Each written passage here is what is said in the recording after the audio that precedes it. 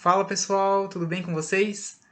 Meu nome é João Pedro, eu sou professor de Biologia aqui no cursinho e hoje eu vou fazer a resolução comentada sobre a aula de Fisiologia Animal Comparada e do grupo de mamíferos. São poucos exercícios, então bora lá para ver se está tudo certo. Então vamos à leitura da nossa primeira questão. Ela diz assim: a seguir estão indicados os anexos embrionários.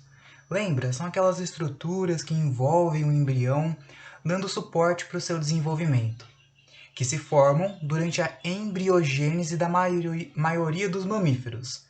Bom, pense que quando a gente observa a união dos gametas, um espermatozoide com um óvulo, o processo para que esse zigoto, essa nova célula, se transforme em um embrião é bem complexo, né? Então a gente chama ele de embriogênese, ou seja, o nascimento do embrião, do zigoto, a união dos gametas, até o embrião, certo? O anexo embrionário exclusivo dos mamíferos e que possibilita um período mais longo de desenvolvimento do embrião no interior do organismo materno é. Bem, então a questão pede para que a gente veja qual que é o anexo embrionário exclusivo dos embriões dos mamíferos. Veja que há diversos anexos embrionários que estão presentes, por exemplo, no embrião de aves, de répteis, que se desenvolvem muitas vezes através do ovo, né? Então, o ovo, quando você vai comer, você está comendo uma série de anexos embrionários. Olha só que interessante. Bem, a opção A diz sacovitelino e, na sequência, amnion, corion, placenta e alantoide. Então, nessa primeira questão, o anexo embrionário, que é exclusividade do grupo de mamíferos, é a placenta. A placenta ela vai ser responsável por estar fazendo a troca, ou seja, o transporte de substâncias entre a mãe e o embrião. Substâncias podem ser nutrientes, podem ser gases. Isso é muito importante para que o embrião continue por um longo tempo na mãe, porque se não tivesse, ele não ia ter esse aporte tão necessário de nutrientes. Beleza? Pense que a maioria dos mamíferos mantém o embrião por um bom tempo no corpo da mãe, certo? Então é preciso que haja uma placenta para que o embrião tenha o acesso a nutrientes e a gases.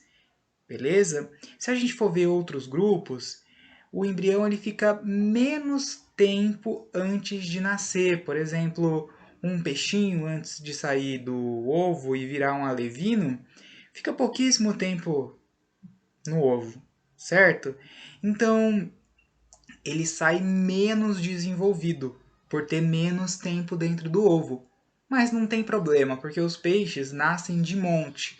Agora imagine nós, mamíferos, uma mulher, com sorte tem por vez 3 filhos.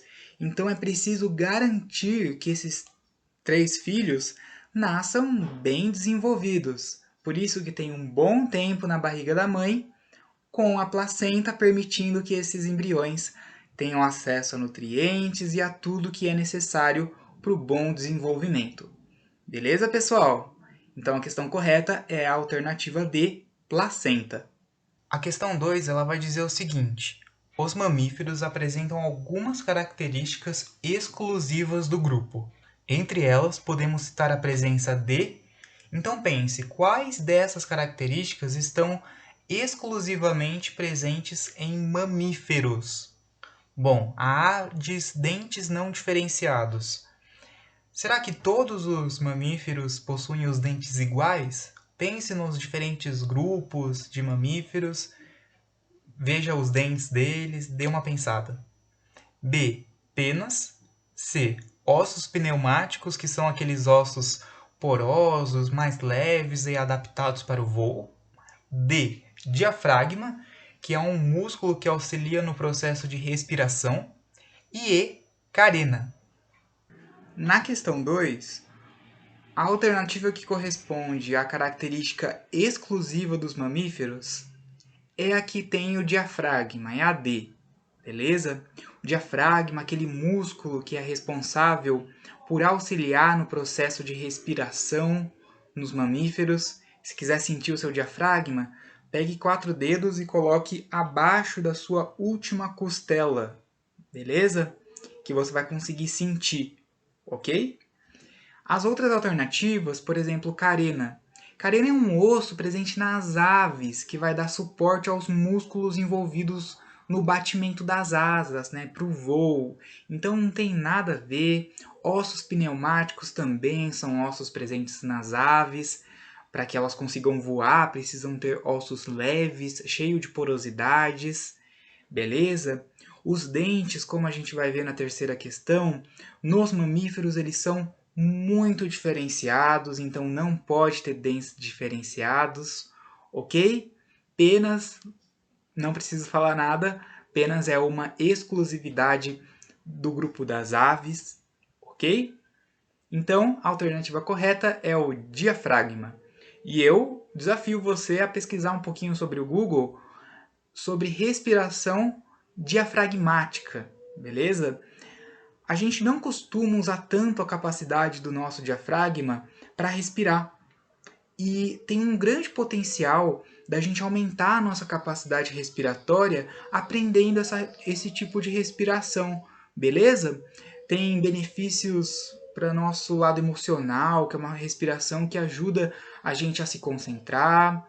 Então, pode ser que você goste e tenha aprendido aí um exercício que te ajude na aula de biologia. A nossa penúltima questão vai pedir que a gente aponte a alternativa incorreta sobre os mamíferos, né? Então, quais dessas características não pertencem aos mamíferos? A alternativa A diz que todos os mamíferos apresentam dentes adaptados aos mais diversos hábitos alimentares. Animais carnívoros apresentam caninos bem desenvolvidos, permitindo que eles perfurem e rasguem a carne da presa.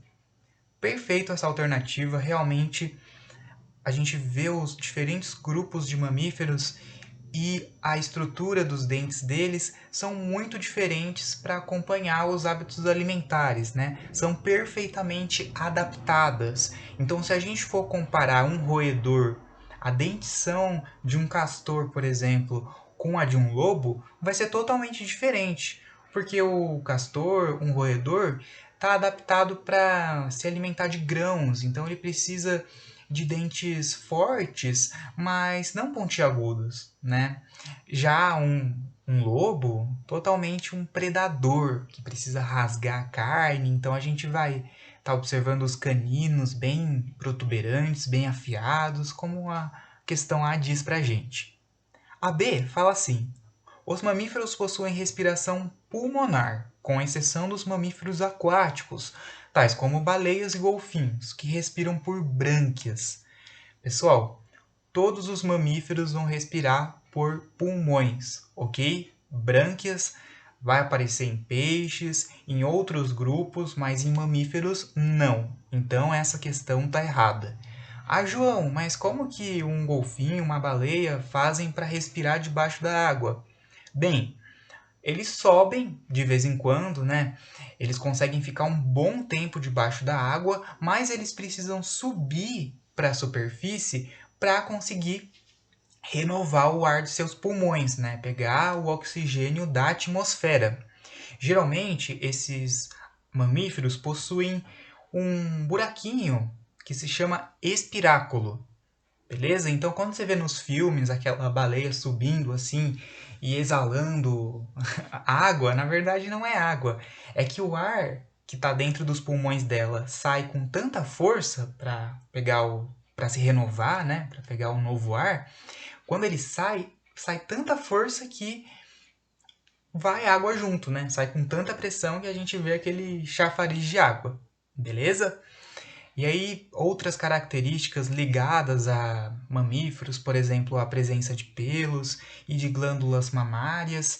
Nesses organismos não são características tão acentuadas que a gente vê facilmente, mas existem, beleza? Porque os mamíferos aquáticos também são mamíferos com todas as características típicas desse grupo, ok? A gente já matou a questão, mas só por desencargo. A alternativa C fala que alguns mamíferos botam ovos, assim como aves e répteis. A gente vê isso no ornitorrinco, por exemplo, é um mamífero que bota ovo, ele ainda tem essa característica. E a D, os pelos dos mamíferos são extremamente importantes, pois atuam como isolante térmico. Isso aí a gente vê principalmente em animais que moram, que habitam em ambientes mais árticos, mais gelados. O pelo é muito importante para isolar eles, né? Se o urso polar, por exemplo, não tivesse nenhum pelo, ele não conseguiria sobreviver. Além da sua camada de gordura, né? Esses organismos possuem essa outra adaptação para sobreviver ao clima frio. Beleza, pessoal? Então vamos para a última questão. Ela é sobre fisiologia humana, ela cobra um conhecimento sobre o nosso sistema circulatório. Então vamos com calma, que tem muitos nomes, é preciso estudar com calma. Então conte com a gente quando você estiver lendo a nossa apostila, se surgir alguma dúvida. Bem, então vamos lá. Ela diz que os trilhões de células que constituem o corpo humano precisam de água e de variados tipos de nutrientes, além de um suprimento ininterrupto de gás oxigênio. Até aí, beleza, a gente precisa desse gás oxigênio, né? Tanto que a gente está respirando agora oxigênio e expirando gás carbônico, certo? Os nutrientes absorvidos nas células intestinais e o gás oxigênio absorvido nos pulmões são distribuídos às células do corpo pelo sistema cardiovascular, beleza?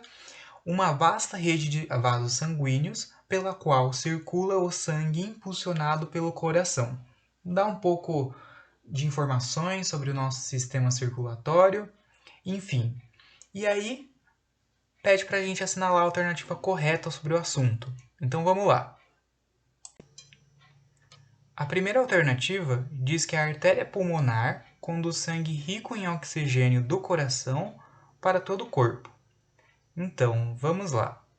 A artéria pulmonar, ela sempre vai conduzir o sangue venoso, que é um sangue que é rico em gás carbônico.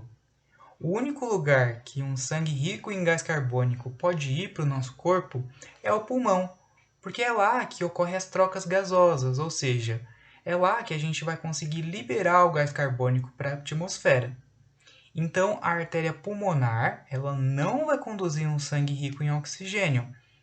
E ela não vai do coração para todo o corpo, porque se a gente distribuísse esse gás carbônico para todo o corpo, a gente estaria morto. Então, o único lugar que uma artéria pulmonar pode levar sangue é para o pulmão. É um sangue rico em gás carbônico e lá esse gás vai ser liberado, ok?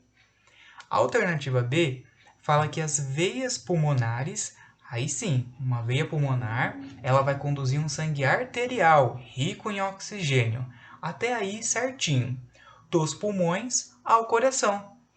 Bem certo, porque é um sangue que já foi oxigenado pelo pulmão, né? Que é responsável pelas trocas gasosas, de novo, isso é uma informação importante.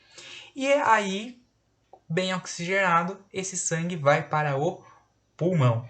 Opa, desculpa, vai para o coração, do pulmão para o coração. Então, se ligue nesses nomes: sangue arterial, sangue venoso, beleza? A alternativa C fala que a absorção e distribuição dos nutrientes são facilitadas pela digestão completa do amido no estômago. A gente sabe que a absorção dos nutrientes ocorre no intestino delgado. Lembra que a gente estudou as microvilosidades, porque elas são tão importantes na melhor absorção dos nutrientes. Então, no processo de digestão, o estômago não tem essa função de absorção e nem de distribuição, beleza? Aí vai ser mais o intestino delgado.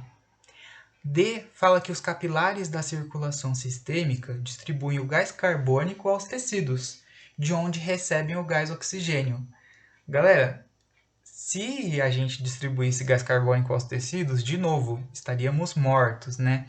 Então, esses capilares, que são como se fosse uma rede que chega a todas as partes do corpo, tem como função distribuir o gás oxigênio para todos os tecidos, beleza? E a última questão fala que a absorção dos nutrientes ocorre nas velocidades intestinais, localizadas na superfície interna do intestino grosso. Não, pessoal, intestino grosso ele não vai estar atuando nessa parte de absorção de nutrientes.